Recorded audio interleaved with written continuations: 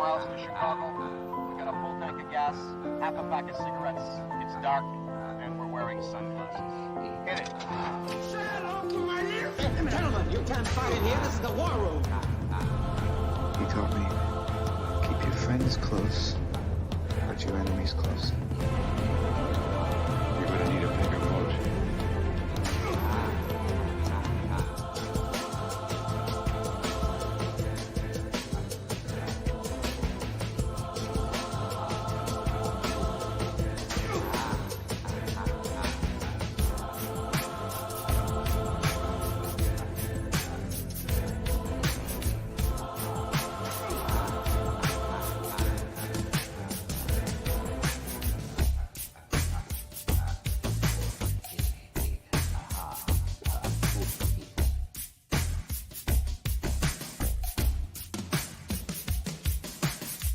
A guy like me, Freak.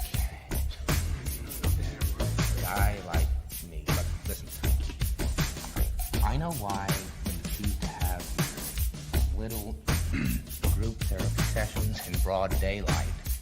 I know why you're afraid to go out at night. Hey, who'd you talk to? What's going on? It is me, Mike Lepre, King Mike L. This is Legit Paranormal, brought to you by legitpodcast.com. Today's October 9th, 2022, 10092022. I tried it earlier. There's 3 2s. I tried to work 9. So I got nothing for the math geeks today. Joining me as always, however, Buddy Money. There, what's up, buddy? Good evening, Mike. How you doing? Congratulations, your Giants had a wonderful game this week. Unlike my Dolphins. That's why I've got the blue glow, because I'm like staying. the blue glow. It's been all blue all day. Yeah. Right. Tonight's beer, I picked this because last week I was with Joey B. We were on special assignment in the lovely city of Boston for his bachelor party, and we stumbled into a brewery. How odd is that? And we stumbled into this beer. It's a heavily fruited Berliner Weiss, which I know that's not your game, Mike. It's called Yummy. That's the can by Trillium Brewing. Yummy is fruited by sweet fruits of pineapple, passion fruit, mango, lime, and guava. Mike, I bet it is. This is so delicious. It's so yummy. Buddy, do yourself a favor, right? Listen to me. Oh, it's Listen to me. Go get some grenadine, pour that in there, and get one of those Easter peeps and throw that in there too, because that's what you're drinking. You're not drinking beer. It's candy. It's candy in a can. Why? Trillium did a collab with this lovely brewery called the Vale Brewing Company in lovely Virginia, and they did a one last time run with this. So you if don't your like blood beer. sugar is low, have one of these. Oh my God! So you don't like beer? All right, go ahead. I love it. A collaboration, kind of like our guest this evening. She's coming to us not from the state of Rhode Island. She's from a different part of the country. She's actually from Colorado. She's a paranormal investigator. She's a medium. She's doing good. She's what else? What else does she do? She's Keep going, buddy. She's a student of metaphysical healing. Oh my God, I know there's one more thing about her. She's the founder of Things of Colorado. Welcome to this show, Adrienne Clayton. Welcome. How do you do? How are y'all? So how did he do? Good, we're doing good. But how did Buddy just do? He's awesome. I Good, all right. I really want to try that beer now because. But it's not beer. No, it's not beer. But what I drink isn't either. It's Mike's Harder Lemonade, and look. I'm drinking the Trulies that were left in my house. It's a beer. But here's the thing. I'm drinking the Trulies left in my house, but I announced them as Trulies. I know that they're not beer. Like you can't put all these fruit flavors in something and then say, hey, that's beer. It's beer. I'm sorry. I'm used to the old beers. That doesn't work with me. I'm sorry, Adrian. So thank you for coming on the show. we've been talking to people for a couple of years now about different paranormal topics. And I guess I've changed perspective sometimes as the months go by.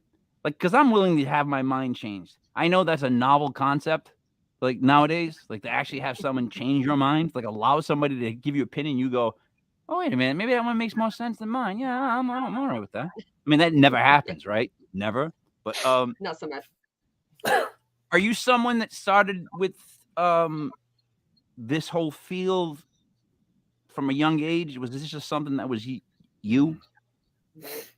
Not at all. Actually, my mom died when I was 8 years old, and I kept hearing things about, like, you know, this dead person came to me, or I smelled my parents' whatever, my grandparents' coffee, or their smoke, and I'm like, why isn't my mom coming to me? Why? What's wrong with me? It was, and I just gave that up. And then I met somebody who was in the field, and I was like, okay, I'll try. And I never expected to find anything. And to this day, I can't say I did on that first one. I don't know, because I found out later that that person was actually faking stuff. So I don't even put that evidence out there at all. So in other words, you were open, at least, to like trying the things. That's what made the difference. You probably weren't really receptive at all at 8 years old, I would think.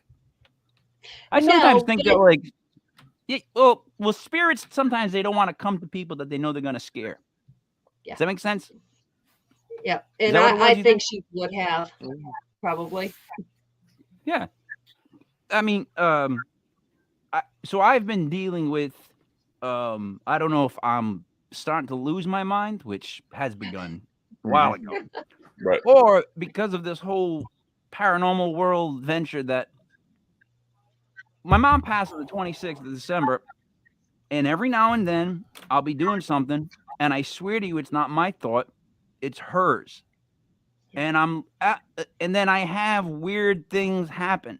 On my birthday, it was weird things happened all day long. Buddy knows this. It was all these things my mom gave my attention. And then synchronicity involved, I think. Even a text message at the end was weird. Like you know, how you get a text message and just the byline you can read, just the first line.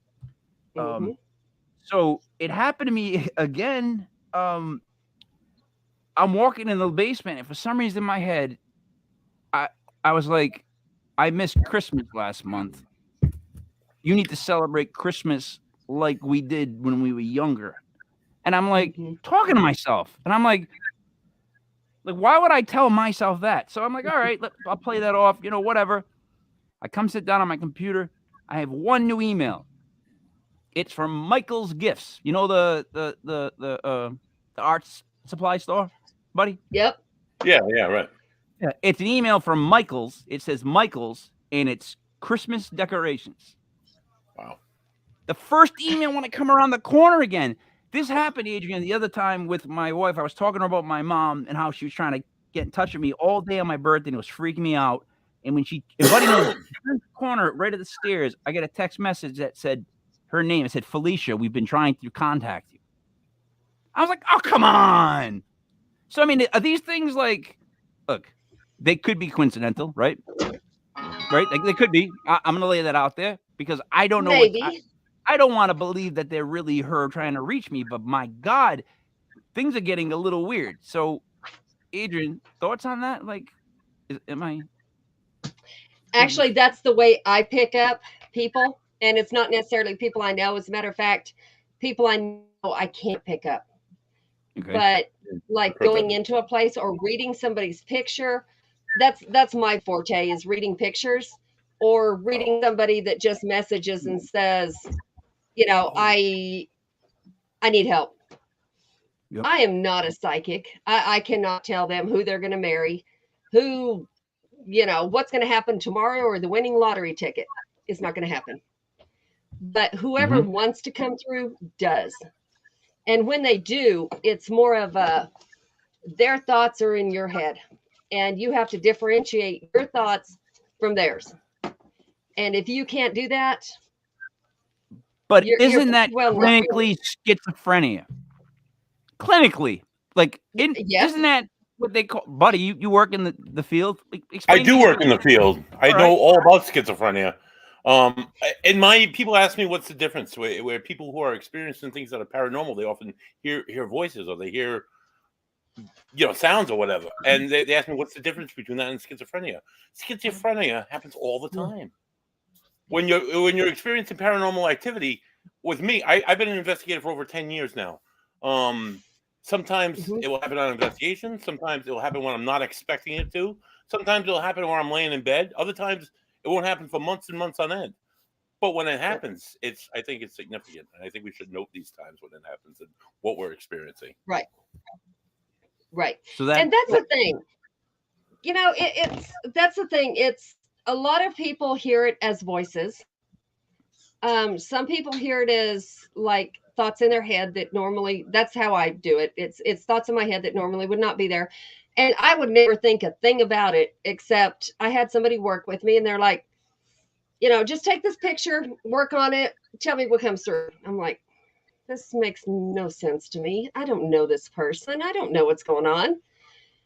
And I took the picture, I put it down, and I was like, I'm going to take a nap before I work the graveyard shift. And all I kept hearing was, I'm not there. I'm not there. I'm like, what the heck? This makes no sense to me. And so I text the girl and I was like, that's all I'm hearing. And I don't know what that means. She goes, that's perfect. I said, excuse me? She said she's dead. And she's been missing for a few years. And we've been looking for her in a certain place. And she's saying, I'm not there. Oh? Jesus. So it's validation like that makes you trust yourself a little more and separate your feelings from someone else's. And the thing is, it's more digestible for somebody else to hear when you say it like that, where you heard something being said, as opposed to if you said to me, I took the picture home, I looked at it, and I knew this guy's name was John A. Smith. His blood type was A positive. He lived on 22 Buddy Dare Street. He worked as a shoe salesman. You know what I mean? When it gets to be that much, I get it. Not just me, but I speak for the dumb when I say that. Those of us, we don't. You gotta if you give us a bit like that, it's more understandable. I relate to that. I get that you heard something, but you didn't get flesh it out. You know what I mean? Yep. That was the lady who was trying to work with me. She was like, you can do this. I'm like, no, I can't. If I could have done this, my mom would have talked to me. I can't do this. She's like, yes, you can. I'm like, okay, I'll try. I'm willing to try. And then one of my friends is what they call an energy worker. And I didn't know what that meant when I started. We were in Salina, Kansas, and it was a Masonic temple. I don't know of any Masonic temple that's not haunted. This place was crazy. And so she says, come here, I want you to feel something. And this was after I'd gotten whistling downstairs that never should have been there. And it was a ballroom where the old soldiers would come and when they would come back home, but not to their home. And there would be ladies lined up around on the chairs, 10 cents for a dance. That's, I don't know. That was their living. I don't know. Tina Turner, private dancer. I'm sorry. Right. Much. Or what's the other one? Pat Benatar. We Are Young, the video. Same thing. She's a dancer. I'm sorry. Continue. That's pretty much. Yeah. I mean, these people would come and just sit there and wait for somebody to think they're cute enough to dance with and pay a dime for it. But I could hear this whistling and I was like, why am I hearing this? And we actually have it on video. And I'm like, what on earth? And the lady that actually worked there, she was like, we hear things like this all the time. I said, okay, well, I can't talk to you like this. I'm going to go get my equipment. I'll be right back. And I started to go up the stairs and there was this bang behind us. And I mean, like the floor shook, but it can't because it's all cement. This is like marble floor. It's not going to shake. It's like, what on earth just happened? She takes off running and I'm grabbing her. No, we don't run. We don't run. Stop it. And so I go upstairs, get the equipment, come back. Of course, we don't get too much after that. Wait. Wait, I'm sorry. Why don't we run?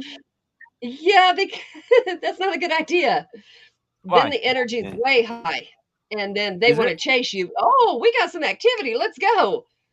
So it's like a dog. With you. Yeah, it was like no, and this was Energy and one of my emotion for first sure. cases. Definitely. Like a Definitely. dog. Like you don't And hype up this a dog and then run from it. Is that what you're saying? right, yeah. Okay, I'm with you. And like Continue, my I'm sorry. friend, she was like, I do this energy work, and I'm like, okay, whatever. I don't know what you're doing, but whatever. She said, you don't see this person here? No. Do you? Do we need to go to the hospital? What are you seeing? And she's like, no. She said, they're right there. Just close your eyes and picture them. I'm like, there's nothing here. She said, okay. She said, well, I'm going to cross them over. Do they want to go? Is that something we really want to do? She's like, yes, take my hand. Put it over the top of mine. She took like this. She said, do you feel it? And you could feel like static electricity. I'm like, what is wrong with you? What is going on? Ever since then, I can feel things that I shouldn't or didn't before. And then I worked with. What did you cross over? There was he was like the keeper, is what they called him. He used to be like a guard, and he was one of the soldiers that came in and never left. Okay. He's still guarding the place. All right. So this is a big issue I have in the whole paranormal community world. All right. Buddy, you know where I'm going with this. Some people don't believe you can cross people over. Some people do believe you can help people cross over. Then I ask, if you can help people cross over, why are there so many of these places that I know of that have children's voices? Because if I could cross people over, I'd go in there like with the hat, with the machine, the sickle, just take it all out, send them all back. Because why would kids and dogs go straight to heaven? They should. But then you get into the whole, well, is it really a child voice or is that a demon? Because that's what a demon would use to allure you the most. Yep. So help me out here, because I literally like that whole thing is like everybody goes a different way, and I'm trying to make my own path. I am not 100% sure that you can cross somebody over. I'm really not. I cannot do that. Or if I have done it, I don't know it. I've tried to tell them to go. That doesn't mean they're going. I don't think anybody's going to go unless they want to. And, I'm on that fence too. Is it really our loved ones we're talking to? Or is it like the Bible says? Is it demons you're talking to? I don't know. If it is, they know a lot about your own, history or what you want to hear, what your friend knew, whatever it was. I don't know. We have a friend. Go ahead. We have a friend who's doing scientific stuff. Okay. And a college actually took her on. And they're building some kind of a thing where you can read the brain. And of course, the frontal lobe is supposed to be where, your filter is. I've never had that filter, so that part doesn't matter. But they have like where you're supposed to be able to psychically, right and left brain. They're reading it. It's supposed to light up. I don't know. But she's doing all that, and I'm really excited to see, because she doesn't know who's really psychic and who's not, and bringing people in just to see, what they get. So I'm kind of excited to see the real science behind it.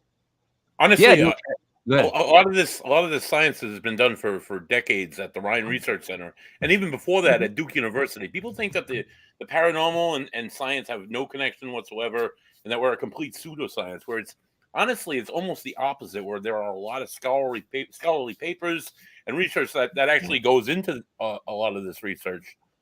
It's just not widely spread like the New York Giants today, or like anything else popular media that gets the spotlight. I guess I don't know. It just contradicts what people think, I guess. Yeah, nobody wants to say that. Nobody wants to say, "Oh, I'm a medium," or "I talk to the dead." No. But nobody wants to say, "Hey, I'm a scientist. I'm a published, a published writer, and these are our findings." And it turns out that these people aren't really full of shit. That they, might know what they're talking about. Right. Yeah. So but the problem is with the whole findings thing. I'm so split on everything because, again, if you can pass people over, you should be passing people over as a favor. Like I would be on tour. I literally would be on tour, like in a Pope mobile, and just pass people over as I went by buildings. If I could do that, you know. But I don't think you can. So if you can't pass people over, then all the people that claim to go to people's houses to comfort people while someone's dying and help them pass over, what's that? What do you call that racket? You know, is that legit? and that's split. Oh, Yep. That's also split. Is it the medication they're on, being on hospice? Are they seeing what they want to, being on that medication? Or is somebody really there? I was also a CNA. I was with lots of people who died. Nice. I had one that was literally in her right mind at that point. And she said, "You need to bring my husband some food." I'm like, what? Mm-hmm. She said, "He's sitting right there. Bring him a plate too." I humored her. I brought him a plate. She died within 3 hours. Right. I don't know. I've seen it with my own grandparents. My grandmother used to reference seeing her father for like the last month. She had all of her wits about her. She had lung cancer, but I mean, so she was medicated. But then, like, my great grandfather died back when I was in my teens, and he was brain cancer, and he was gone. And then he used to come to and start speaking French because he grew up in a French Canadian household, so they spoke French to his parents, and he thought that he was seeing his parents all the time, and then he died within a week. It's just it's weird, that whole. Dude, that thing. My mom died like a pimp. She planned out how she was going to die, and it went exactly how she said. She was in the hospital, and they found something. They wouldn't tell us what it was, and she checked herself out before we could ask. And you can't ask about someone's medical shit. And my mom's like, "Take me home," and we went home. And then in a conversation, finally later on, my mom's like, "I'm dying at home in my own fucking bed," because my mom was a curser. She's Italian. Buddy, drink. Italian. I'm fully Italian, so we all curse. And she's like, "I'm dying in my own bed with my family around me." And she's like, and the day we had of Christmas Eve, it was great. Christmas Day was weird. Towards the night, she started to get a little weird the way she was talking. She was on hospice. And then I got her comfortable because she had back pain from the cancer. And that position I put her in, I remember there was like something fell late at night. My daughter dropped something in her room. My mom was living with us. I bought a house to move my mom over to live with her, thinking I would have at least a couple of years with her, not knowing, whatever. So something bangs in the room, and I went upstairs to check on my mom. She's still sleeping, which was odd. But then when I woke up at 9 and I realized she wasn't up, I panicked because she's always up by 9. Went in the room, and she was in the same position I left her. And that was it. That's the position she stayed in until she passed. Like, that was it. So she got comfortable in bed, and that's it. I called my brothers up, and we sat there the whole day with her. And it's weird. I mean, I have to get like creepy on people. But when someone passes, their eyes open, and it's almost like their mouth opens, and they let go. And there's like a odd peacefulness that's in the room. Like, I told Buddy what happened to me. I'm sorry, I'm babbling, but so my mom would always kind of make fun of like clothes that other people bought me, like my mother-in-law, my aunt, whatever. That's my mom's thing, because you can't get better than my mom's stuff, right? I had on a pair of sweatpants that I got for Christmas from my mother-in-law. I had a pen while my mom was dying, and I put it in my pocket, and it fell straight through the hole in my pocket. It was cheap pockets, and fell on the ground. I was so embarrassed, but I laughed. I'm like, yeah, that's cheap pants, I'm thinking to myself. So she had passed. I stood up again, not thinking, I guess I'm in grief. I put my pen back in my pocket. It fell to the ground again. When it fell to the ground, I started laughing. And my brothers were like looking at me like I'm insane because my mom just passed. But what the hell are you giggling about? It was like at that very moment, there was something very electric in the room. And then it was gone. But it was there for like, man, it felt like it was there for like about a minute or two where you were like, you felt something. And I can't prove that, but I can tell you there was a feeling in there that changed. So, and that's the thing. We can't prove it. None of us can. No. Has being a medium, Adrian, has being a medium give you any more validity as being a paranormal investigator, or vice versa? You know, not it has given me more validity that something knows somebody's past, their life story. Um, whether it's really them or not, I don't know. The lady who taught me, she had a friend who passed away not long ago, and she sent us a picture of him, and she's like, I had the chance to talk him out of it, and I didn't. He committed suicide. He was a cop. And he did suicide by cop. He walked down the road, and his daughter called and said, please don't shoot my dad. Please don't shoot my dad. He's not in his right mind. And he knew if he pointed that gun at his own crew, they're going to shoot him. And they did. And now one of his friends has to live with that. Right. But I was looking at the picture, didn't know a thing about him.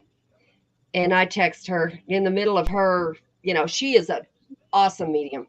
I don't know if y'all know her. Her name's Jennifer Lee. She's an amazing medium.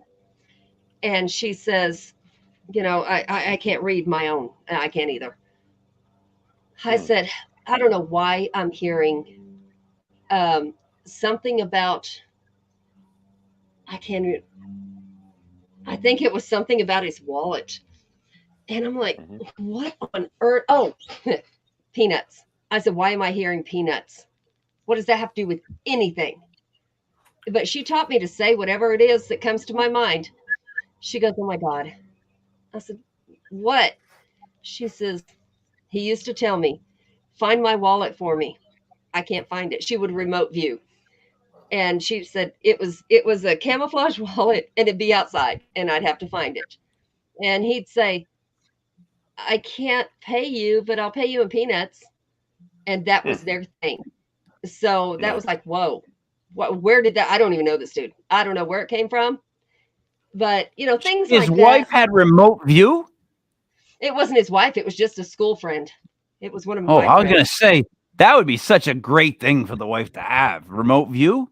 I lose my keys on a daily. Legitimately. Like, I walk into rooms still, and I go, what am I in this room for? And I take a second to figure out why I am in the, so I would love to have somebody who could remote view. They'd find my shit all the time. So, let me ask you, so remote viewing, is that something that you have to train your mind to do?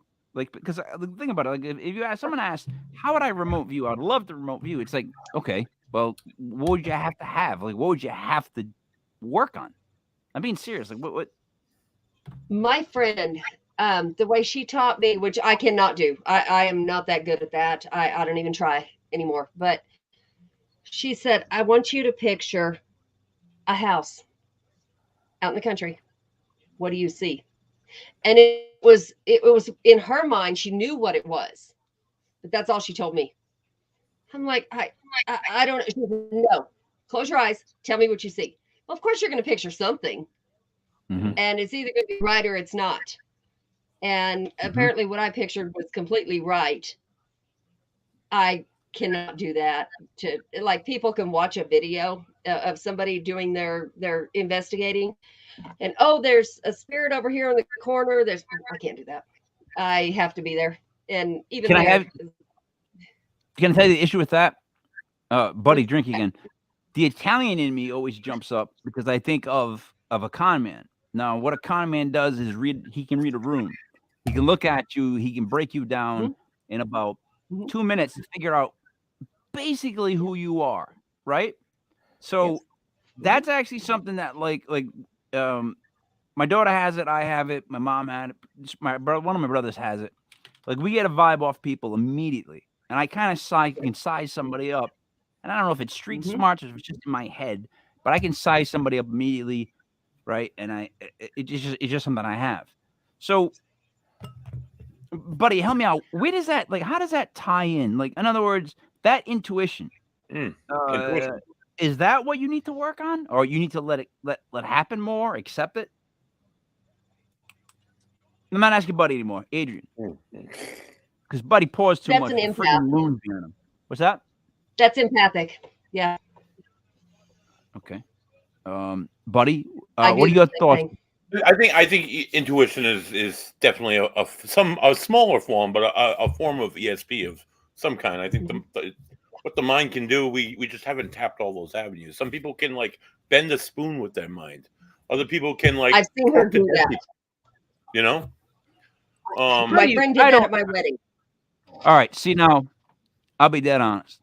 I want to see that because here's another thing, too. I can do card tricks. I can actually do a card trick that's really, really good where you're like, oh, my God, how did that happen? So my thing is this. If I can do a card trick on that level, you know, pump my brain up with some steroids, and maybe I can do a card trick on this level. That's where the skepticism comes in. And I don't mean to be a skeptic because that term is so horribly used in this field. People are like, yeah, it's my 3rd year being a skeptic and doing videos. It's like, do you know the definition? Because you kind of can't be anymore, you know? You're no longer in that group. That's actually a very good thing.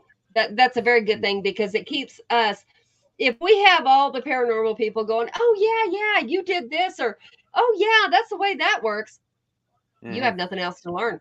And you're not going to get another point of view, and you're not going to think past what you got right there.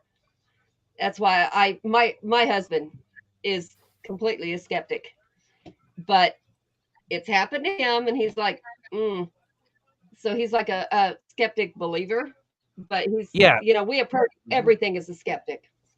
At some point, he has to stop, though, with the skeptic. Like, in other words, at some point when you've had... don't start talking about Mike's championship belt, please. Oh, by the way, yes. That's terrible. I'm sorry. Thank you for the... But see, that's no ordinary championship belt. It really isn't. What it is everybody that's associated with legitpodcast.com, we do... I mean, we're gonna be doing a lot more too. We do a lot of paranormal podcasts. We also do sports ones. All the people in the podcast happen to do a fantasy football league, and I told them that I would win from the beginning, Adrian, and I mean this sincerely. And then I had to beat them all in the playoffs and take the championship myself. And I actually created a fake character called the Champ. That like I'll go into glasses, I put on my old mom's bathrobe, which is like zebra print, and I just, I do a wrestling promo because I'm crazy, because I take things to petty levels. Like I won it, so I made my own championship belt. That's how I think it should go. Adrian, my husband watches that stuff. I'm like, and my son, well, his son, my stepson, wrestles in Japan. Oh, really? And so it's yeah. He's that's serious. Hey, babe. They are very stiff in Japan. They don't play around in Japan. It's unreal. He came home for the wedding. He hadn't been home in like 2 years, and I'm like, why are you acting like that? He said, in Japan, when you get on the train, you don't speak. It's called respect. You shut up. Yep. Like, there's nobody in America going to shut up ever. No. And if you tell him to, right and wrong, that's good to impact the statement. Yeah, I agree. No, but but he wrestles under Zach Friesen. Zaxxon. His name's Free, but yeah, he wrestles under Zaxxon. Zaxxon. Okay. Yeah, I how big is he? He's huge compared to the Japanese. I mean, he's like 6 foot. I don't mean to be racist right now. This is not racist at all. But you just said he's huge compared to the Japanese, and I'm like, yeah, we all would be, kind of technically. Like, no offense. It's kind of like saying, the Italians, they're in the mafia. Yeah, they are. Yep. Irish drink, right, buddy? Sometimes he's 230. Okay. He says he's 230. Can you pull this up so we can see his 6 feet 2? He's 6 feet 230. Yeah. God damn. He's a big boy compared to them. So, buddy. Shirt. Yeah. I hear you, Mike. Keep talking. Nice. So, buddy, I was at Christmas time 6 feet 202. Imagine being 6 feet 230. You gotta have muscle. Like that's. He does. Yeah. That's unbelievable. Good. I bet he must be in good shape. Because I had to actually I've lost 30 pounds. I'm down to 175 because I had What to. is that? This new one. That's a nice. Okay. So this Nice is shirt. the team in Japan called My Way. Yep. Oh, that's like the okay. Eyeball. And Yeah, that's who he Japan is wrestles like with now. Japan is where you want to go if you want to get into like really like stiff wrestling. It's just stiff there. They have a different style. The New Japan style is just different. It's rougher. It is much rougher than what you see in the States. Yeah. What is he talking about here, babe? Jeremy said Japan lost its greatest wrestler a few days ago. Oh yeah. Yeah. Who? He's a legend, and yeah, he's also a legend in MMA. I mean, he was. What's his name?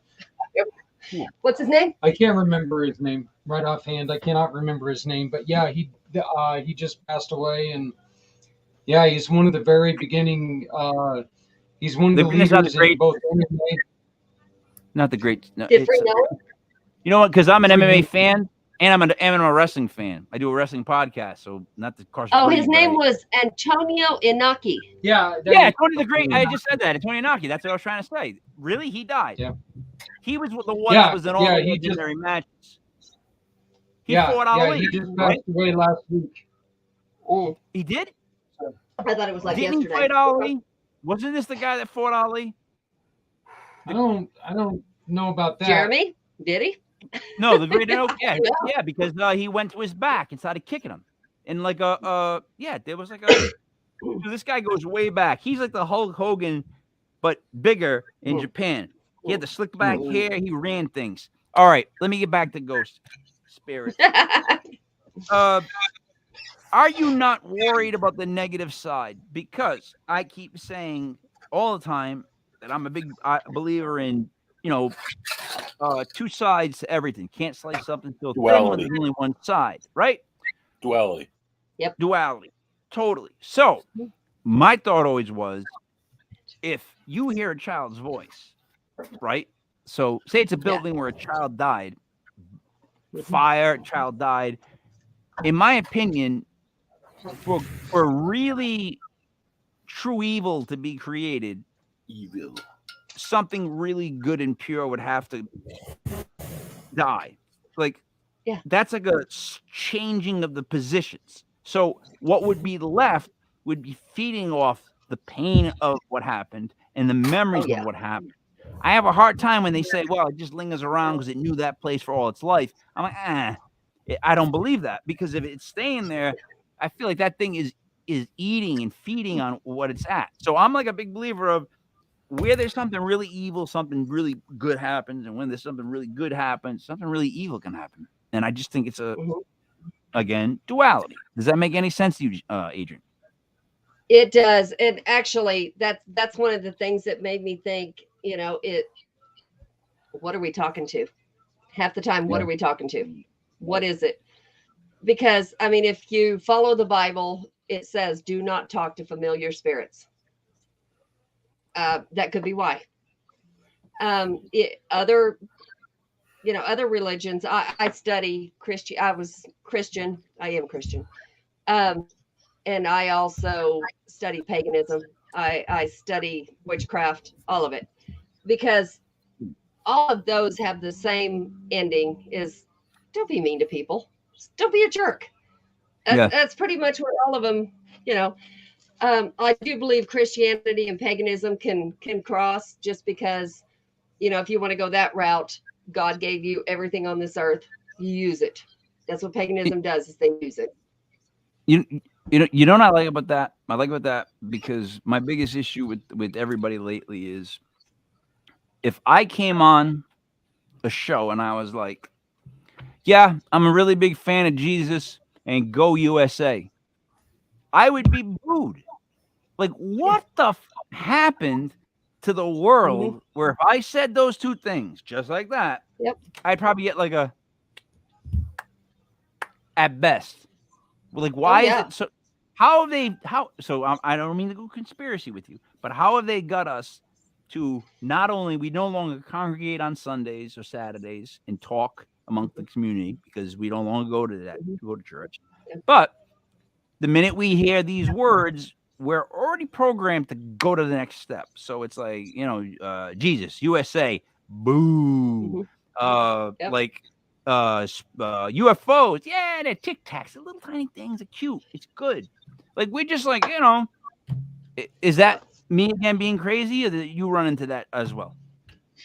I actually have a real hard time with, okay, what is UFOs? What is where they, there's shows where they show like a glitch in the Matrix, and there are actual videos of it. Is it real? I don't know. You really have to know the person taking the video. And same with ghosts.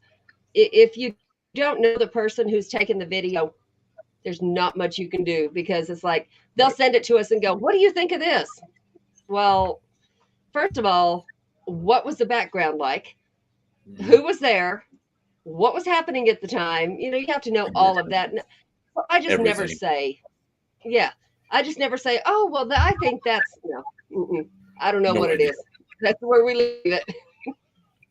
Buddy, you have the same check process, right, before you do an investigation in Ocean State?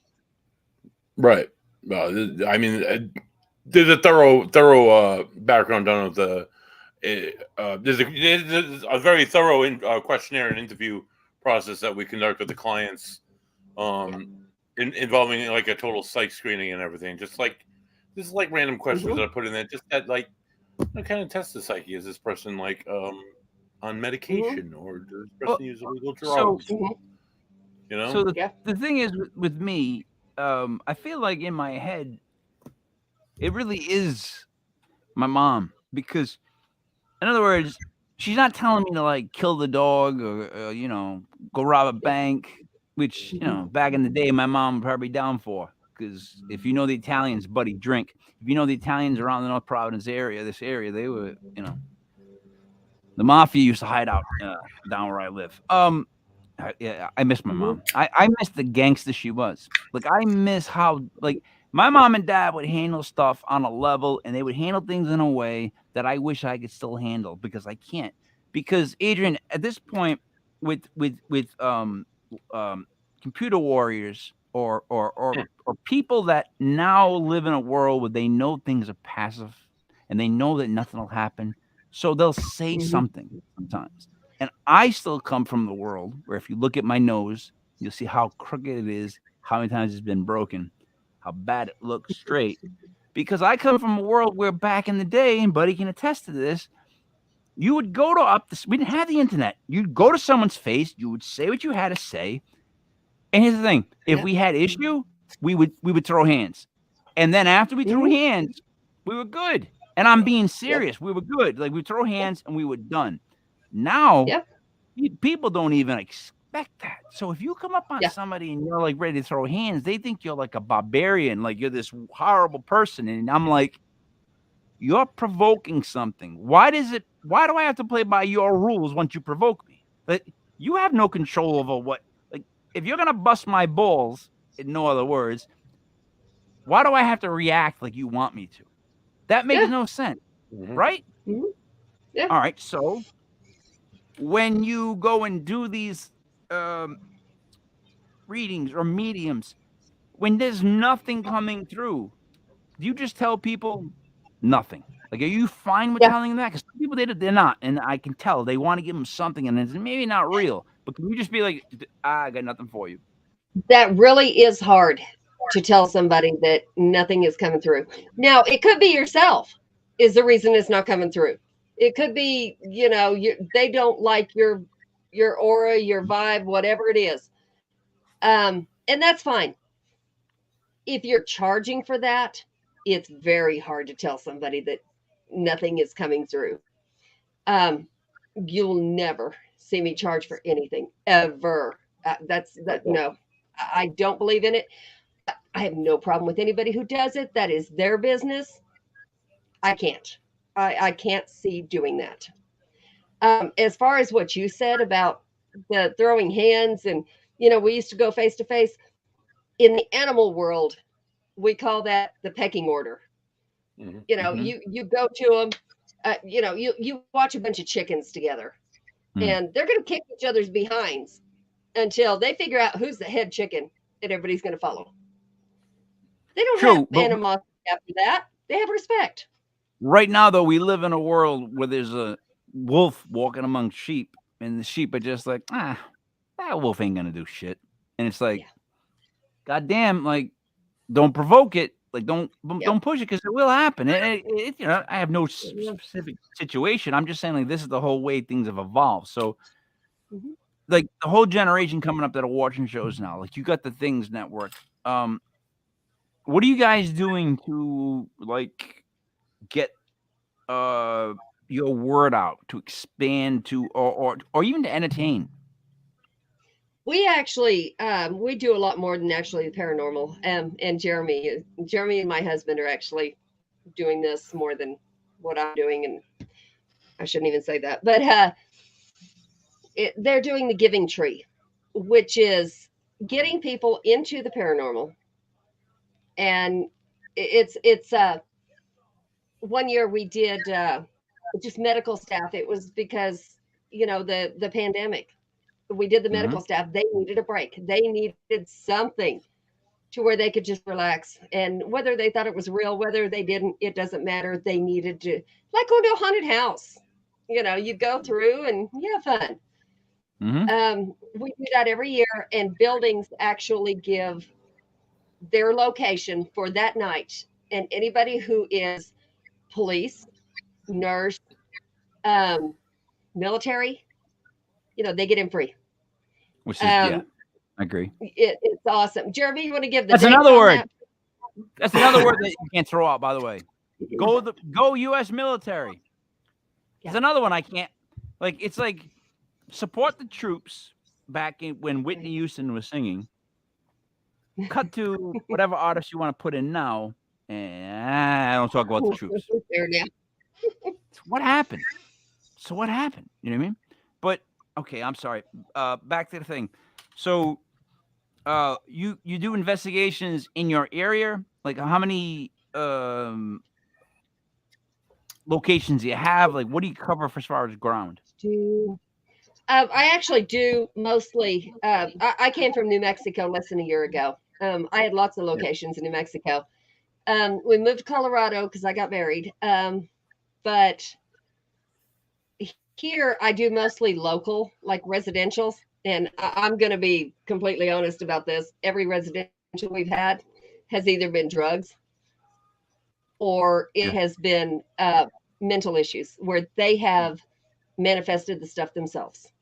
That's I'm so happy to hear someone say that, to be completely honest, because, like, by my numbers, by being like a number geek, a sports geek, just how I am, I crunch numbers and I'm like, come on, how many of these people must be on drugs, the percentage? Or, you know, that's why I always bring mental illness into the show. People get a little upset about that, but I'm not doing it to make fun of them. I'm doing it to say, it's life. You got to be able to distinguish between the two and help that person either way. Like, in other words, you're an investigative buddy, you both have your teams. When you go to these places, you can still help that person. Oh yeah. Just maybe in a different way. Like, that's where I feel like it's good no matter what. As long as you're there to comfort the person, not take all their money, and just make more sense. Even if you tell them, look, I think you really need to talk to somebody because maybe what you're hearing is not something, like, just to double check. Like, you know, just to double check.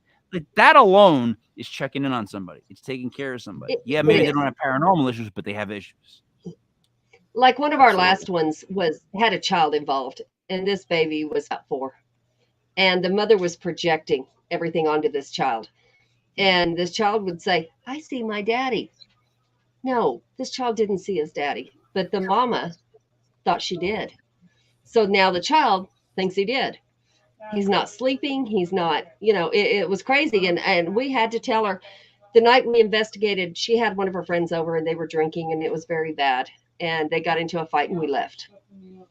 But I told her, I said, look, you know, So they had the kid you're there when they got drunk and fought, right? The kid They was did. there the whole time when they drunk and fought.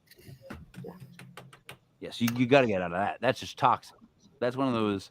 I don't think I can help you, but maybe I should call DCYF Right. because your kid shouldn't be there. Right. I'm sorry. I'm such. So my background has been, I worked at a boys club for years. I coached basketball. I have twins, boy and a girl. So I have coached them their whole lives. I've been a coach and in sports. I ran the summer league outdoors for 2 years in my town. So like I'm big on that. I hate when they talk about kids. I hate anybody that says they hear kid voices. And if there's somebody that can pass them over, they say like, oh, they want to stay there, or they give us some dumb excuse. And I'm like, how could a kid want to stay there? Like he doesn't know enough. It's a kid, right? Like a dog. Like you kind of got to show them where it is outside. They don't know better. There's so much more field to run in. But Yeah. I digress. Go ahead. I'm sorry. I think there's two sides to that. Just because the child may be there because they see mom and dad and want to stay with mom and dad. They don't want to leave mom and dad. They don't know what's on the other side. I haven't had much experience with that, but what I have had experience with is suicide victims. And suicide victims they're really hard because It's got to be. what you hear from them is, I'm sorry, I didn't mean to. I'm sorry. They're not leaving until their family understands, I'm sorry. Right. Don't do this yourself. I did not mean to. It's not your fault. You know what's Crossing funny? them over? Probably not. That's so. All right. So, what's weird about all that is this. I have my own mental health issues. Yes. I've never. Mhm. He says We that all in do. common in jest. No, but I literally do. I just don't have where that goes. But what I do understand about that from dealing with people is that people that end up committing suicide, I almost feel it's 10 out of 10 of them that regret it the minute it starts to happen. They all try to like live. Like there always seems like a struggle, like they kill themselves, but then at the last second they struggle it out because Right. and that's the regret they must go with, right? Mhm. See, that's what I'm Yeah. afraid of. Carrying regret and stuff like that. Yep. You know what I mean? I had a stepson just 2 months ago. I had a stepson that he was my son's brother. I've been married since then. We've been separated a long time, but we raised our kid together.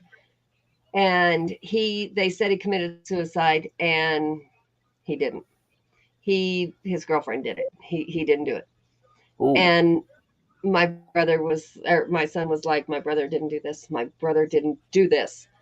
And he sent me pictures, and I'm like, there's no way he did this. Because it was like a charger cord. He hung himself with a charger cord over the bathroom door. Ugh. And when the cops kicked in the door, he fell in the bathtub, not behind the door. So everybody's like, but they wrote it off as that. The Indians ended up taking it over, and they're actually doing an investigation because he is Eastern Shawnee. But it was like, that's a hard place to be in because you don't tell your son that you know what happened because you really don't. You might have it in your mind what happened, but that doesn't mean you do. But I took it to my friend who is a medium, and I'm like, you don't know this situation? Here's a picture of him. Tell me.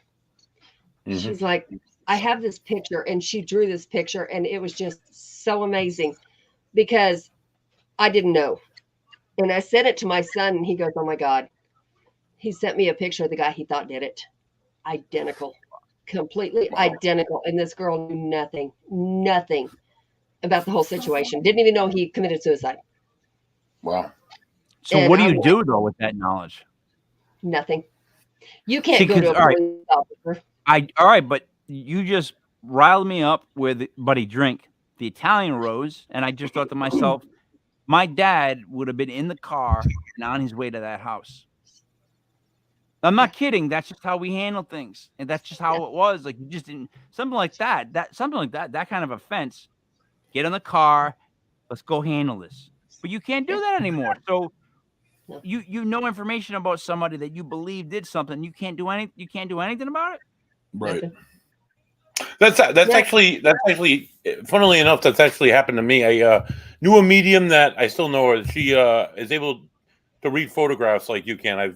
You're only the second person I've ever met that can do that. And I showed her a picture of a boy who I knew had disappeared, who was suspected to be murdered by a staff member at the former lad school in Rhode Island. It was an awful institution there in Rhode Island. They a lot of abuse, a lot of awful things happened there. It was a lot of autistic and MR children. But anyway, this kid disappeared, and they found his skeleton like 6-7 months later, and the investigation closed, which was weird. But I showed her the picture, and she looked at it for about 2 minutes, and then she described what it was like being choked by this grown man who had lured this kid into the woods. So something about a dog, got him in the woods, choked him to death, and how he could hear like running. She's like, I can hear running water. This kid was choked in the woods of this lad center, and where two rivers come together behind it. So it's just like some of the gruesome details that she pulled off of this photograph from the 1950s. The murderer is probably long dead. It's just like, I couldn't tell anybody, but I mean, it's just like, it's phenomenal. It's so fascinating to me that you can just pick that up from a photograph. Yeah. And my son, he'll never know. I mean, I showed him what she had sent, and he showed me what, he thought. But that's as far as it'll ever go. And the boy ended up coming to my friend, and he said, they're never going to find it. They're never going to get justice. Don't worry about it. I know that you fought for me. That's all I need. Leave it alone. Yeah. Yeah. And of course, question they're leaving him alone. What I'm reading below, this is from Your Things Network. I've actually been approached a few months ago about a convict killer who was supposedly possessed by a demon and seeing about him getting out of prison. I wouldn't even know where to begin. I can tell you where to begin. You go home. You turn around your car and you go home and you go like this. And you know what that means in Italian? Buddy, drink. I wash my hands of you. I'm done with this like a blackjack dealer. I'm out. Jeremy, I remember that. Leave it alone. Leave it alone. Wait a minute. Well, no, I'm being serious. All right. Convicted killer. He's supposedly possessed by a demon, right? Yeah. All right. Here's what I'm going to tell you. He is possessed by a demon because he killed people. However, that's right. That's not an excuse, nor is it a reason to get him out of anything. No. Because we are all, oh my God, I say this all the time, and we're not good. We're not evil. We're nuanced. We have different levels of how we balance things at certain times. You can't be just good all the time. I can't stand people that are good all the time. That happy, really happy. Like, it's like, dude, you must like really be seriously crazy in your alone time to be this up and happy. Like, how do you maintain that? Like, seriously, in public, Okay, I digress. Brad, you're going to get your butt kicked. Adrian, somebody that's a killer, does it matter that they have a demon? Are you trying? I don't think so. I think I'd leave it with them. Yeah, well, because what's the goal? What is the goal? That you want to get the demon out of his body so that he could be him, the guy that didn't commit the murder, and then what? Nope. What's the point? I'm being dead serious, buddy. Would you? I don't know. I don't know how I'd approach something like that. That's murder. That's a nice excuse, though. I mean, hey, it wasn't me; it was the devil. Let me go. Buddy, the God excuse is so overused. Yeah, even Bundy, he was like, you know what? Just kill me. I'm not going to change. So just kill me. And weirdly enough, I like it when people are more upfront with me. I would rather you stab me right in the front than wait till I turned around. I know that sounds dumb, but it's just damn true. Like, you're going to do something, do it. But let me know about it. So your group, is it like the A team? Does everybody have their own like position? This guy handles like tech. This is the guy that does the hype. This is the guy that won't fly on planes. You have to, give him drugs to knock him out. I ain't getting on no plane. You know what I mean? Remember A team? Not really. We actually, like, I do things here with my husband. It's only the two of us. Living in a daisy field. Yeah. Yeah, my sunflowers. Yeah. We actually lived. We just moved here. A couple of other people moved here from the field, which I will get with them soon. Jeremy comes up here once in a while. We go do something. He's from Indiana. But Jeremy meets people that are like, okay, they will take his experiments and run with them. One of them is a dog whistle. And we've tried that dog whistle several times in places. The results are very different in different places. Disclaimer: do not do that in a cemetery outside. Wolves will come get you. Ooh, no, thank you. What? Yeah, what? Yeah. We had somebody that did. How could I get wolves to come get me? The wolf whistle, the dog whistle. Dog whistle. Dog whistle. Okay.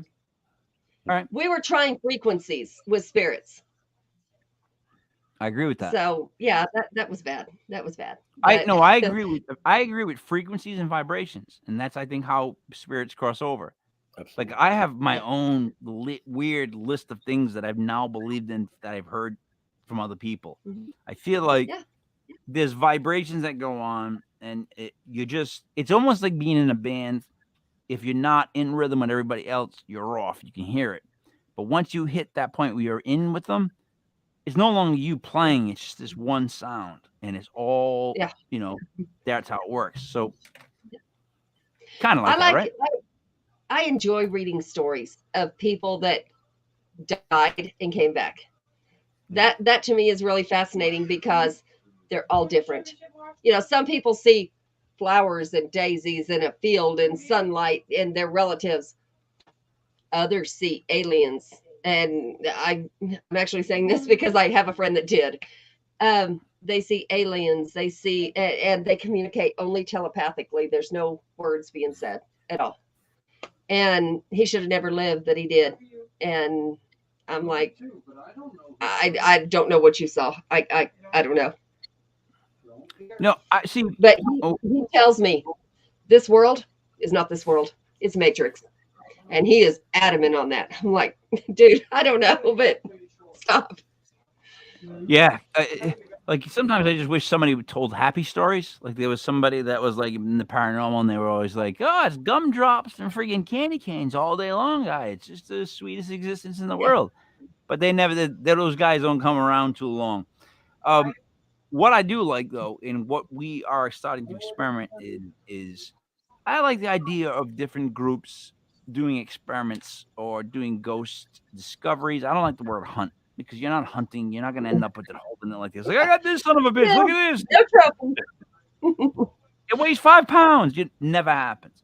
But I like the idea of working with more groups from different states and doing more wrap up of what we saw this week, so that everybody can get cross-pollinated. So, and this is something we plan on doing. We would love to have you guys, just because it's a way to, like, everybody shows their own evidence, which is great, but it's just you and your own evidence. However, if you get a place where everybody shows their evidence and everybody's throwing evidence back and forth, now there's a lot of evidence. Now we got something I actually want to pay attention to, or I can follow. Because the goal would be to, maybe they don't like the way you do things, but they like the way someone else does things, or maybe they don't like that. My point is, we agree with centering things, and we agree with listening to having groups go do things and commenting on them. Not like reviewing them, because we would never review something, but all it is just basically explaining, how things are. Buddy, am I right? Like, it seems like since we've been in this whole game, all we've talked about is the fact that everybody wants their own thing. They want their own name. They just want this big Everybody thing. wants their own TV show. We don't want a TV show. We just want to spread the word about this a little bit more and educate the masses. We don't want any drama. We just want everybody to have the same experience. But I want to get more information from all locations, because I think that's what no one's doing. They don't want to do that. Like, I want to hear from everywhere. I don't want to hear from my own backyard. I got my backyard. I want to hear from your backyard, Or what they're doing out in Europe, what they've been doing for thousands of years out in Europe. spiritual investigation. You know, You I find wanna that, hear about Adrian? Do you find that in the paranormal world that it's like that? Yeah, but what I find really interesting is UK, because they actually go through schools, and they go through mediumship schools, and if you don't pass, you're out. You're done. And you can't claim mediumship, because if you don't pass that test and you're not licensed, you don't practice. You just don't. And I enjoy that part of it. How can you test that?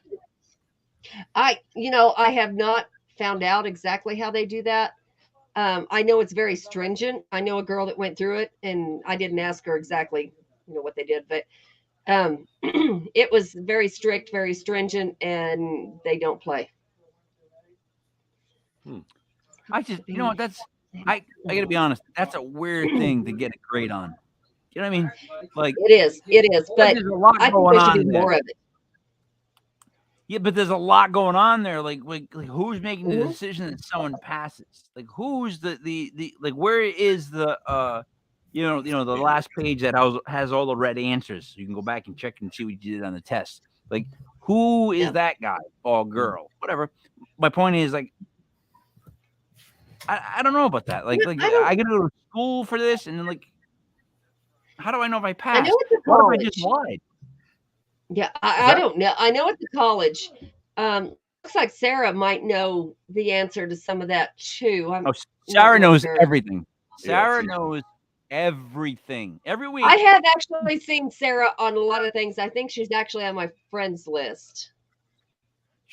Listen, every week we do a show, and she's more intelligent than us in the comments, to the point where it's embarrassing me. She keeps saying stuff, and I'm just like, why don't you just do a show? Like, Sarah. I'm not gonna do a show. You know what I mean? But it's like, come on, do a show. But so you get that though, how you wish it was more shared, or you could just ping pong off people. Like, to get it more, because here's the thing, and I'll say it maybe for the 5 millionth time. I'm at a point where I don't think you can come up with any kind of evidence about ghosts, UFOs, anything like that, Bigfoot, cryptids, anything that will convince the public. At least 50% of them will not believe you no matter what you show them. At least. No, I don't They're think divided. How would you? Like, how would you? Seriously, what would you show them? It is I good. actually think that's a really good thing, because that way it keeps us in check. If everybody was like, oh, yeah, that's what you saw, or oh, yeah. No, we need their opinion going, well, what if? What if it's this? What if it's that? We need that, but I don't think we'll ever know the answers. I really don't. So I agree with you, and I agree with just Crack Skull just said. My man, I'm totally with this. Since I've gotten into the whole paranormal world, I actually come from the band world, and the way I see things is I like to cut out people that I don't believe are telling the truth, or like, if you think you're gonna be famous off something like this, you're doing it wrong. Because only thing I've learned is that this is on a personal level when it's at its best. This whole thing, when people tell me about the experiences they've had, and whenever they tell me it's like extremely good, bad, whatever, it's always on a personal scale. And I think that's what paranormal really is. But we want to be able to be like I saw it, so I got to make sure you know that I saw it. You know what I'm trying to say? I like proof, but what I'm saying is it really is more, I think, on a personal level, and I think that's what Hollywood is getting wrong. It is. And you can't prove that. You cannot prove what you felt. You can't prove what you saw. Even if you had a picture of it, it could be 1,000 different other things. Somebody behind you, a reflection, who knows? Pareidolia, it's all kinds of things. But going in, and that's one thing that I can't stand, is somebody with, oh, I'm going to get famous. Oh, are you? Really? What are you going to be famous for? Zach Bagans being a butthead? I mean, oh, I'm possessed. Dude, just go away. I can't believe the paranormal world has not just pushed him out and said, you're stupid. But He's making money, so whatever. The But actors, they're all I did a actors. show. People Yeah, find exactly. comfort in hearing the same stories over Yes. and over. And I swear to Right. you, our goal here is to get new stories, find new investigating groups. No, I'm being serious, and just focus on that so that we can all see where we're at. Because I've heard those stories. In 2 years, I've heard enough. I'm good. I'm good with all the stories that I know of. I want new stories. Mhm. I want Right. to incorporate people from everywhere around the country, wherever. I want new stories. Like, that's, to me, Right. what it should be about, right? That's investigating. People keep saying they investigate. Well, that's what investigating is, right? Yeah. I do enjoy the fact of people going into, and it's people I know, not just random people, because after you get to know somebody, if they're real or if they're not, if they're going to fake stuff, if they're not. But, going into places like Waverly Hills, that's Yes. controversial right now. I won't go back there till the owners have it back, but that's a whole different deal.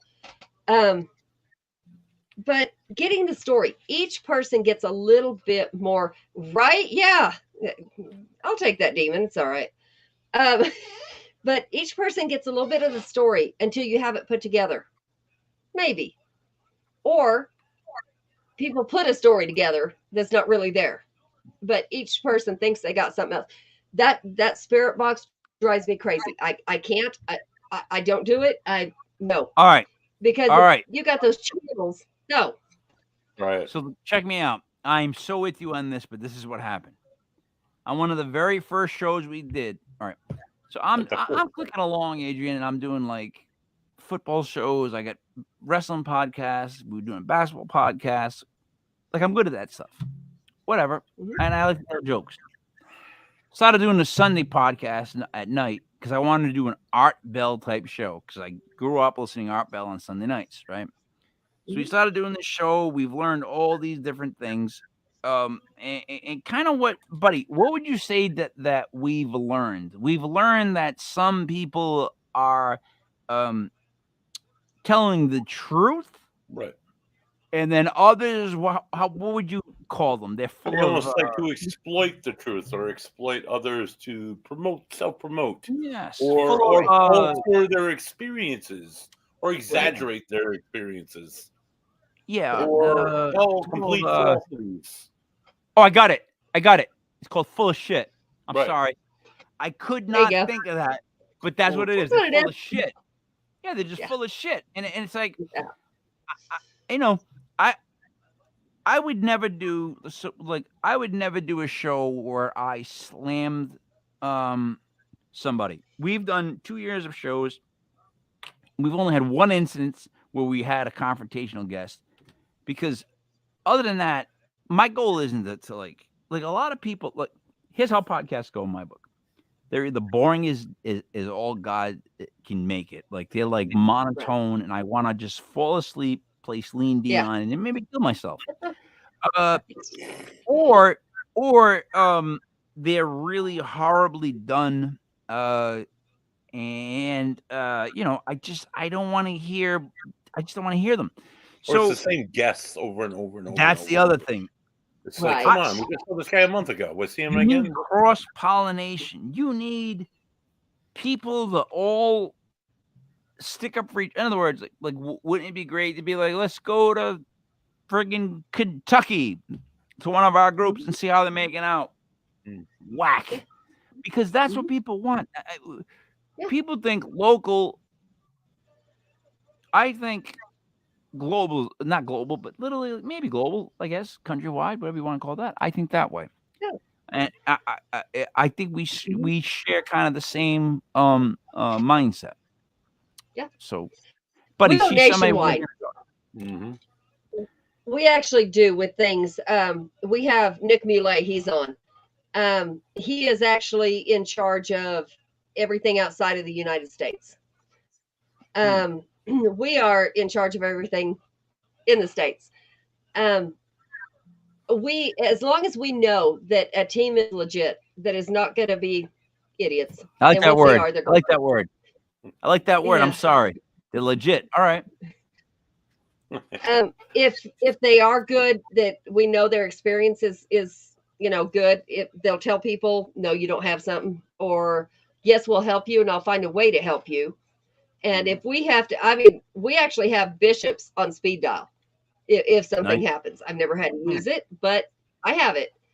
But if they're in that, somebody calls and says, hey, I need somebody in, Tennessee. I need somebody in Alabama.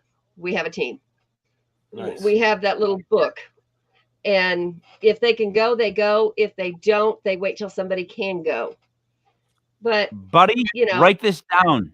Write this down. What she's saying, write down. Make sure we have a meeting with Adrian after this show. Are you writing it down? I'm writing it, Mike. All right, thank you. I'm sorry, Adrian. Continue. But it's one of those things that 8 out of 10 times it's nothing. I know. That's just the way it is. No, I mean, so look, the comedian me has always wanted to make the show about a paranormal group that goes out and never finds anything. I mean, you watch episode after episode after episode, and we're like, we haven't found a thing. And then we have a big finale where we publicize, oh my God, like, shocking reveals. And on the big finale, we find nothing. That's it. Yep. That's all. That's it. Oh, good. 8 out of 10 times, that's what you find. Nothing. Yep. Because we're going to be doing things. We're going to be doing things like that, and we need to do a disclaimer where we tell people, look, we can't promise something's going to happen. Like, you need to know that. You could be sitting there watching this for a whole hour. Nothing might happen. Yep. But that sound thing you talk about, the sound box, spirit box. All right. So Buddy's at the Varnum Armory, and he's there and he's playing, which to me is just a guitar amp skipping channels. Right, that's all it is to me. It is a guitar amp for my world. It's just skipping channels. Now, Buddy asked the questions for like a whole hour, and I was so happy that it had not done a thing because I couldn't wait to make fun of him about the fact that he made me sit for an hour and listen to. Oh, I can't. Dude, just listen for a second. This is my nightmare that I'm having lately. It's like, oh God. So at 5 minutes to the end of the show, he goes, do you like what so-and-so has done with the place? And I swear to you, and it's on, we have it on video, you hear absolutely. And it's like one of those moments where you just throw your hands and be like, fuck, I'm out. Like, I don't know what just happened, but that's because I'm like, you guys bullshit me. Like, what really just happened? And they're laughing. They're like, no, that came through like it came through. And it was literally Adrian from the 50s. Like his voice, when he said it like an announcer, absolutely. Like I know the whole vernacular of that. Yep. Honestly, I've as an investigator, I had my doubts about the spirit box for years. I've used it on certain investigations, and there's been times there's a lot of times where there's nothing. It's just radio chatter. There's other times where it will say we had an investigation about 6 or 7 months ago. We were at a residential case, Lincoln, Rhode Island. It said the name Tom Phillips. It didn't click with me at first. I'm like, wait a minute.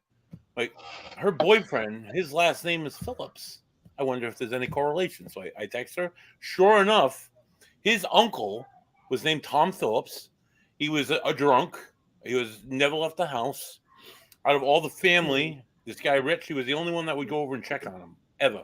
Would bring him stuff on the holidays. Would go see him. The only one that cared for him. Actually took him in for several months, give him a place to stay, and then he died 12, 13 years ago. Ooh. But for one reason or another, his name came through in that spirit box in that house. So I think there's a little bit something to be said about the spirit box technology. I don't know. And buddy, thank you for that depressing story. Yeah, absolutely. There is. I agree. There is. But the only way that I'll take any stock in it is the Estes method. Right. And I have to actually know that the person wearing the headphones is not hearing the person asking the questions. Because if you're talking to a spirit, you could be 2 rooms over and that person does not need to hear you or, whatever's going on. We've actually done that before too. That's pretty cool. I've done it and I haven't heard anything. And my session was nothing. But then we Yeah, had 'cause like you a visitor scared do it, and people. it was absolutely Dude. mind blowing what she came through with. Buddy, you pitched it literally to our two female co-hosts that we do the other show with. Yeah. You said, I want to take you somewhere blindfolded and have you walk around and tell me what you feel. Yeah. You're 6'4". I'd love to do that. 6'5". No, but Adrian, buddy, I'm 6 feet. Buddy's like 6'4", 6'5". That's a scary thing to say to. I want to get a camera crew. I want to blindfold the medium, pick them up, and just take them somewhere. And like you walk around, and you tell me what you feel. Tell me, and I want to document it and see if like 4 or 5 different mediums have similar experiences or not. Just to see mind's eye perception. I just want to experiment. See how you say you'd love to do that? That's what we want to do. We want to get groups where we all can come together and show this stuff. Like, in other words, we don't expect groups to have evidence every month, every week, every whatever.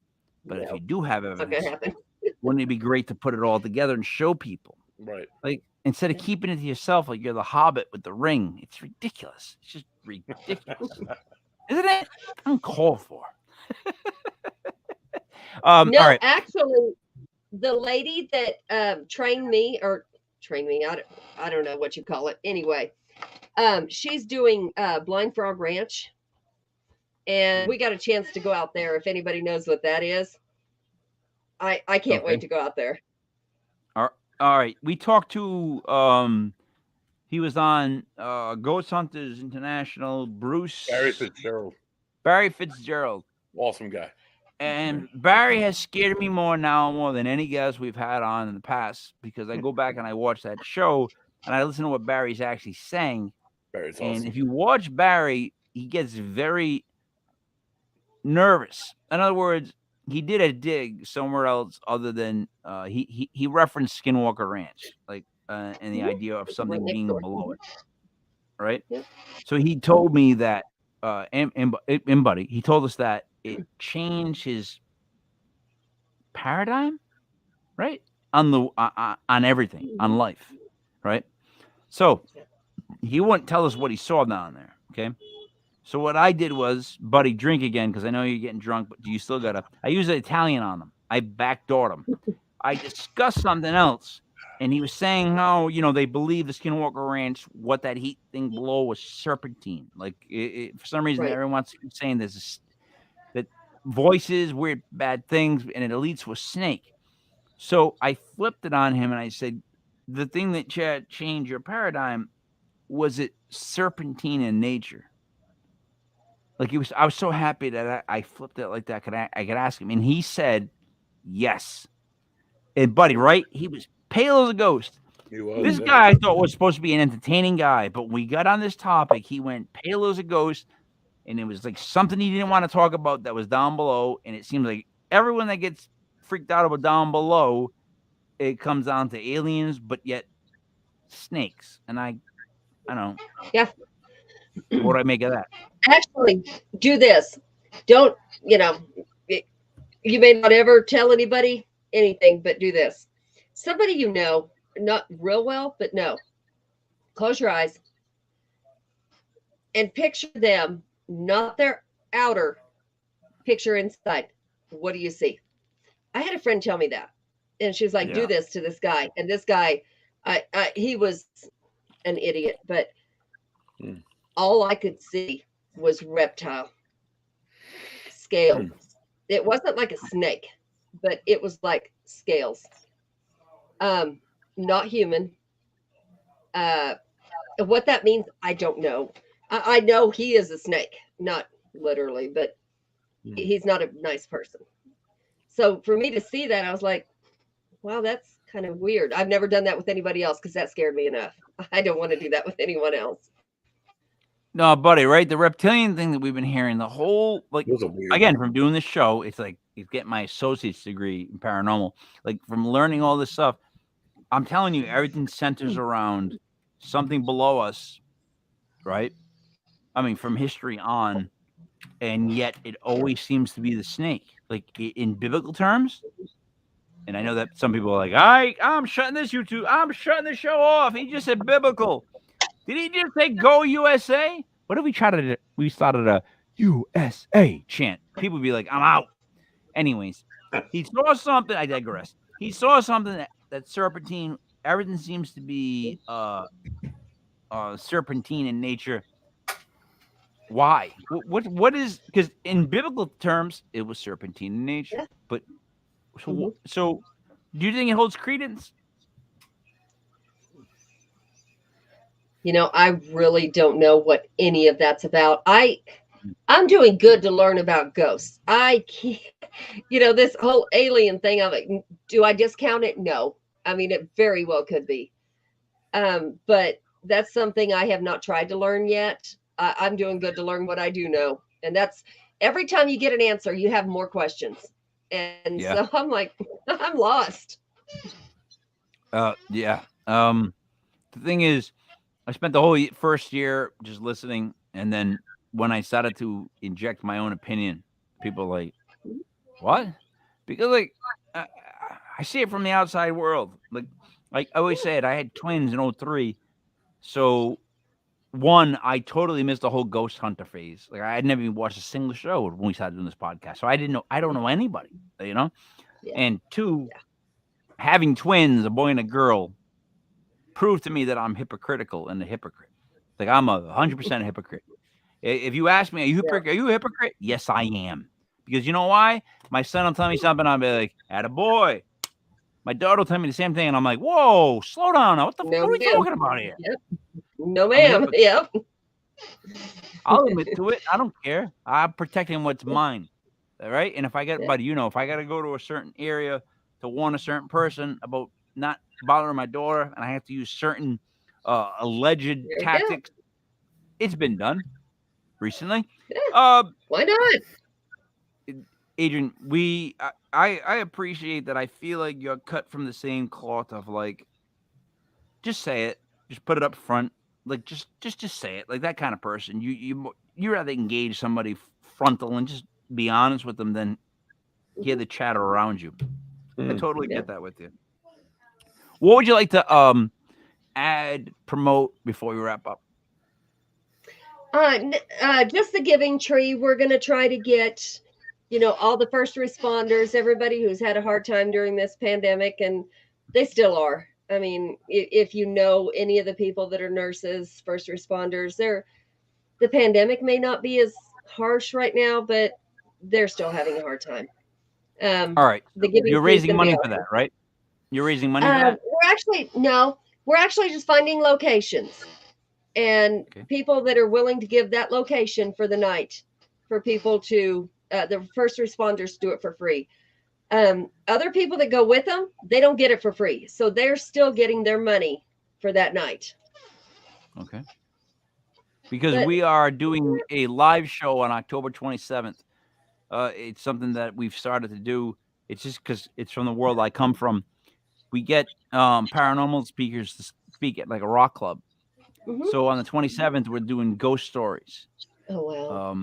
We're inviting people to just come up or pre-book.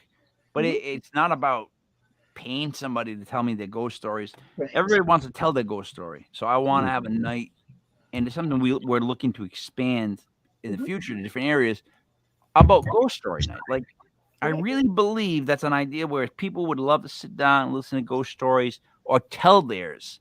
Right. So if spaced out appropriately and if emceed correctly, so that it's not just like a bunch of stories by maniacs and then nothing, spread that out with some music and alcohol. Mm-hmm. It's a fun night. Alcohol? I'm in. That's my point. So, all right. So, other than the website, the Things Network, and I literally do want to talk to you about stuff maybe another time because we share a lot of ideals, and Buddy knows this. I can tell that he's been writing it down. So, Buddy, she's good. Do you have anything you want to say to wrap up? I do finally have something I'd like to add, Mike. If you're done, next week, if you're not too overwhelmed by this week's show or football for that matter, join us for we'll have. From the Lizzie Borden Bed and Breakfast, Sue Vickery and Deb Vickers. They were both tour guides for many years there, paranormal investigators, have a lot of experiences with the axe murderer or alleged axe murderer of Fall River. Join us live. My final question, Adrian, for you is, can I put you on the spot really quick? Sure. Okay, I'm going to show you a picture. Just tell me what Okay. you think. Sorry. Is that good? Can you see her?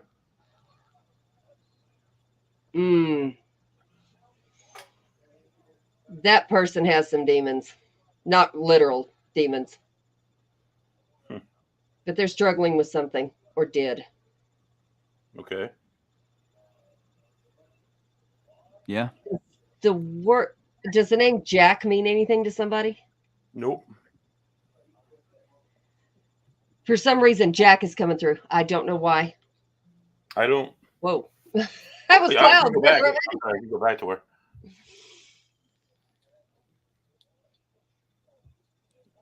Is that your brother? No, it's a woman. I'm sorry. Yeah, but buddy, to be honest, in fairness, the picture by your video screen is like she's trying to guess what she's seeing on top of what she sees. Okay, there we go. That's clearer. Whoever that is was funny. Yeah. Is there a child involved? Nope. There's a child somewhere around this person. Maybe. I don't know if it's like maybe a cousin, a niece, of something, but there's a child. And it's a little girl. Okay. It's weird. I don't know how to explain it, but I see it off on, okay, it'd be her left side. There's a little girl off on her left side, and she's got like sandy blonde hair, maybe 7 years old. And instead of this woman coming through, it's that child coming through. Like that child wants to talk. I don't know why. I don't know but that child's like right there, like holding her. I don't understand. I don't know her story, so I don't know, but she's like right there. I'm not letting go. I'm not letting go. Okay. I don't know who that little girl is, but I know she does. Buddy? She was often told in her lifetime that she had a daughter from a past life that followed her, but she never had any children. That was actually my wife. She passed away 3 years ago. So wow. That's who that was. She was extremely funny, had a great sense of humor, but we never had children. She did have a heart condition. She didn't die from that, though. It was pulmonary embolism that just killed her suddenly one day. So I don't feel pain. It's like there was no pain when she passed. Mm-hmm. Yeah. Usually if somebody passed traumatically, like I feel pain, there's no pain with her. That's what other mediums have told me, that was pain-free, that was quick, it was easy, and it was. I was there. So it was you were there when it happened? It was pretty quick. Oh my gosh, I couldn't imagine. As much as I woke up work with dead people to her screaming, and she was in the bathroom, and she was gasping for breath, and I just called 911 because we were used to her with her cardiac issues. We used to having her in the hospital. And as I was getting things ready, setting moving stuff around the house so they could come in, she got my attention. She's like, Bud, from the bathroom. I was looking at her from maybe like 30 feet away. She's like, I love you. And she just lost consciousness. She knew. She knew when she said that. They kept her alive. I'm like, yeah, she definitely knew. She was really in tune with her body, and she had certain abilities like you do. So I think she just knew at that point. But does she come we kept around? Alive on machines for a few days, and yeah, she does. I've had there's a local medium out here by the name of Ron Comto, and he puts messages on these purple papers. I've gotten about 5 of them for the past 3 years from Heather, and they're so intimate. He knows so much intimate details. It's just like he does messages like this. Yeah. Have these giant events, and then he'll like come up to you, and he's told me like intimate details about how she died, about what was going on, about how long it took the ambulance to get to the house. It took 12 minutes, and it did. It took about 12 minutes. I cannot do that. I was giving her first aid when I was checking her pulse. I was trying to get her, when it all went down. It was just for someone to know these kind of details about those intimate moments that only you know and that person knows who's dead. Personal. Personal. It's personal. So it's working because it's paranormal on a personal level. Again, Right. it's not something that Buddy wants to prove to everybody else. It's something that he wants to feel good about, or to at least know for his own sake, his own state of mind. Right. That's awesome. Is there a significance to a box? I don't know if it's ceramic or wooden, but there's a box. There's been several boxes. There's Yeah, only one like that's sitting on a either a nightstand or a coffee table or something. It's a little box. It's maybe 4 by 4 inches. Okay, there is. Yeah, I don't know what the significance is, but she's showing me that box. there's like For a some jewelry reason. box. There's a jewelry box that used to be hers that just pops into my head. But Is there a ring in it, Buddy? there might be like things of hers. Actually, I've been looking for a bracelet that a friend got her that I want to get back to the friend. And that Where's the wedding ring? I'm asking. the wedding ring is right here, right up with her urn and her. So it's not in the box. No. All right. I wanted to clear that one out because There's just something about that box, like maybe she's saying look in it, or maybe she's saying, I'm right here with it. Something that it means a lot to both of you. Mm-hmm. Maybe. Yeah. You know what it is? Just You know the funny thing is too is because we had I had to do a show last week with our buddy because everybody and Joey Parano Show, who's usually our third co-host, that's what we call him, Joey Parano Show. I had a medium on last week and we went one-on-one for like about an hour and 45 minutes, and he told me I was gonna die at 73 years old, and that my mom had crossed over, and that I was on my 27th life, and that I had finally proved that I would make it to heaven. And I said to him, I feel bad about saying this, but I honestly feel like insulted that you're telling me it took me 27 fucking times to get to heaven. Like he said that I made it by my 15th, but I just kept going, staying. And I'm like, that's insulting. Like, in other words, you know what? The whole thing about getting into heaven is, as long as you're a good person, I believe it's on God's fault. Like, in other words, if I'm a good person, but I'm bad in certain stuff, I'm not good at math, I can't spell, whatever. He made me. You made this. Like, I would never make a car and then blame the person who drove it for how bad it was. Yeah. So God's gonna take some responsibility for my faults too.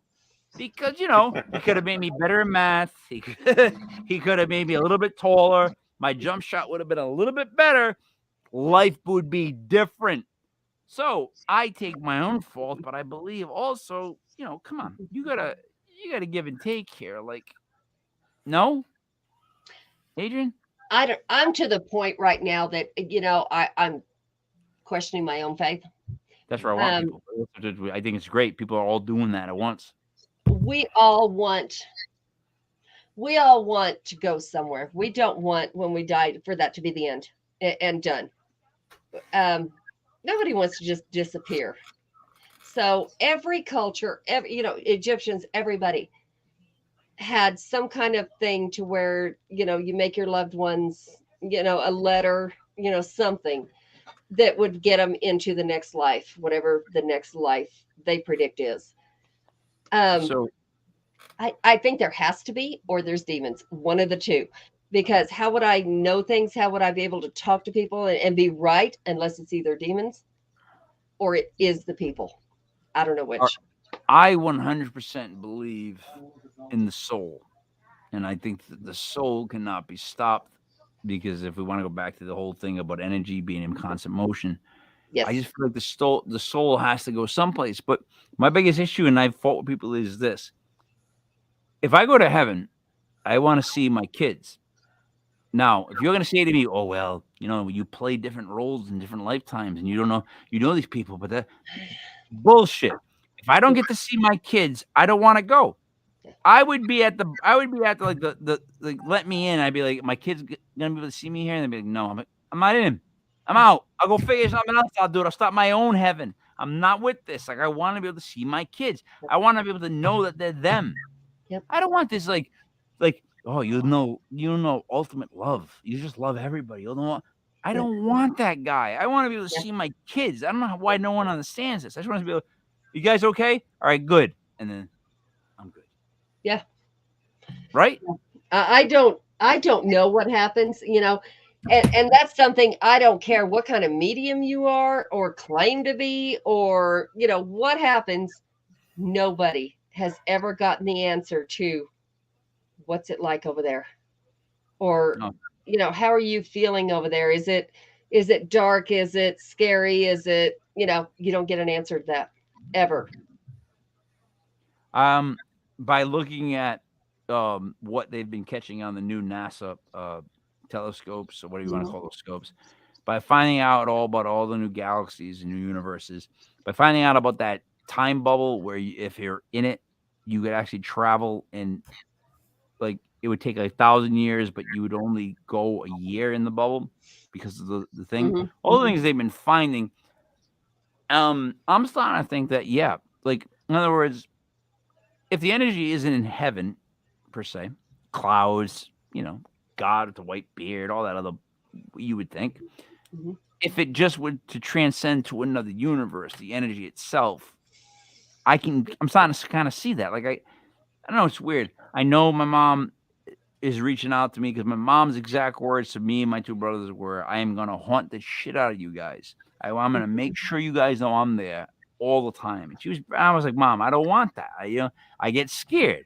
I don't want, but she doesn't want to stop. So I'm believing in things now. It's actually brought me back more to religion, because I think religion has a lot of great things that they're trying to tell you.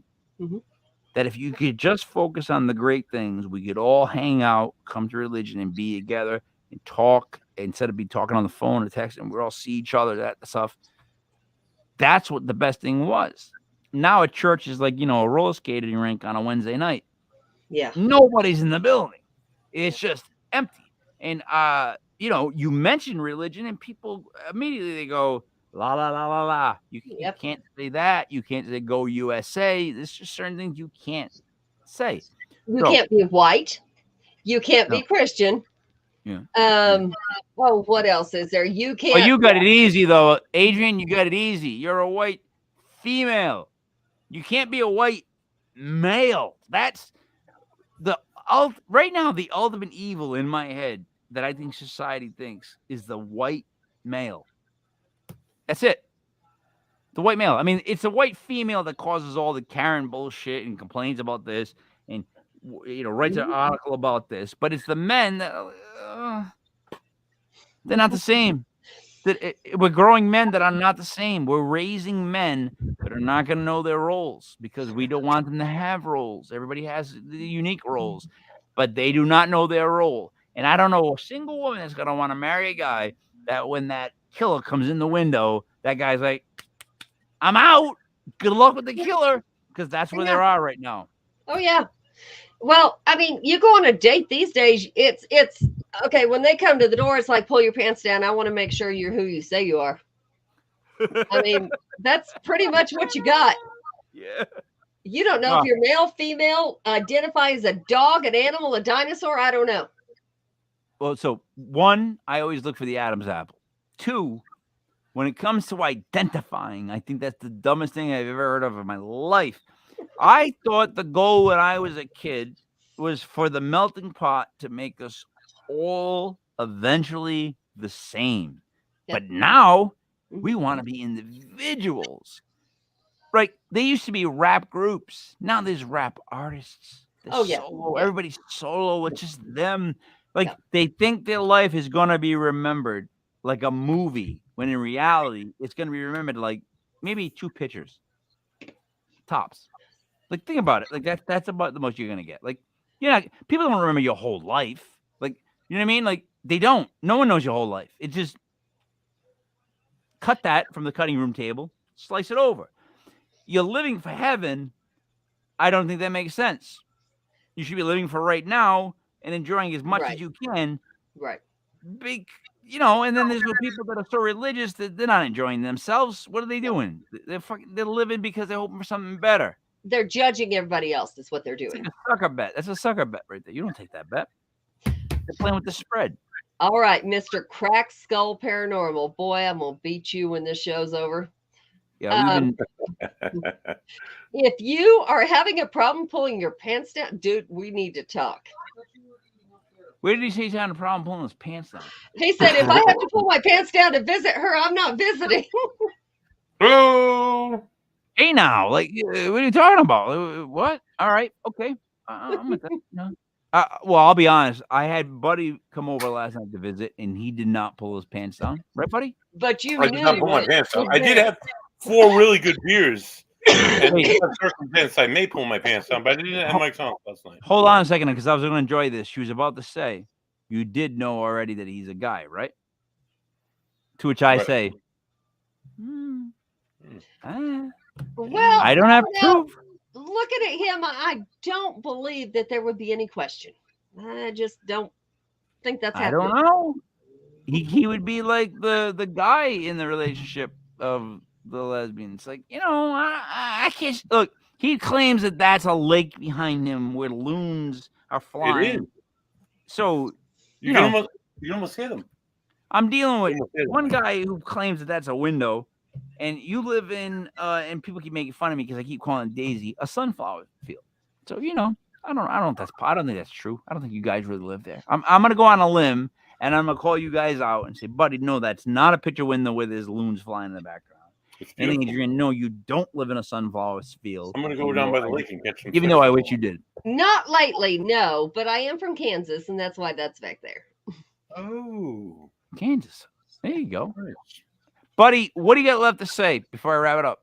Just it's been awesome. It's always awesome talking to another paranormal investigator, somebody in the field. We have very like-minded, even though you're from Colorado and I'm from little old Rhode Island. So it's always good to talk to somebody else who knows what they're talking about. Again, join us next week if you haven't had enough of Mike's enchanting voice or my beautiful face, as we welcome Deb Vickers and Sue Vickery of the former the current Lizzie Borden bed and breakfast, Scenic Lizzie Borden bed and breakfast in Scenic Fall River, Massachusetts. They have a number of ghost stories that I'm sure they'll be willing to share with us. Do we not have a show tomorrow night? We do have a show tomorrow night. Tomorrow night, we are staying right here in New England. We're going to go north to the Commonwealth. We're going to do Boston. We're going to do Salem, Massachusetts, and we might do Scenic Cape Cod. What it is, Adrian, we're doing a show called Legit Paranormal Vacation Planners. So I act like I'm trying to just sell a vacation. And they tell me all the horrific paranormal things and murders that happen in the location. And I say stuff like, but there's a pool, So it's a way of delivering information to people about gruesome events without just being like, mundane. Then there was a body found in the room and everybody was sad. Because if that happens again, like I told you, I'm jumping in the lake. I'm out. You know what I mean? I can't have it. Yep. But I want to thank you for being on the show. I appreciate you dealing with us in the way that we are. I'm very interested in what you do. I really am. I'm going to look into the Things Network when we're done. But to get that beer out of there, that's the worst thing I've ever seen. It's such not a beer. It's worse than a wine cooler. It's worse than a Zima. You're killing me with it. Berliner Weiss, Mike. It's a beer. It's a kind of not a beer. It's not a beer if it's got a bunch of fruit in it and tastes like ice cream. Michael, how is that not everything's beer? a natty, dude. Not everything's a natty. Jungle juice? Jungle juice? I don't know what it is about my life. All right. So for Adrienne Clayton, for Buddy Money there, for Joey Parano Show. It's me, Mike Leopard, King Mike. This was Legit Paranormal, brought to you by legitpodcast.com. Tomorrow night we have a show at 8:05. Then we'll see you again next Sunday. Enjoy your night. Thank you so much.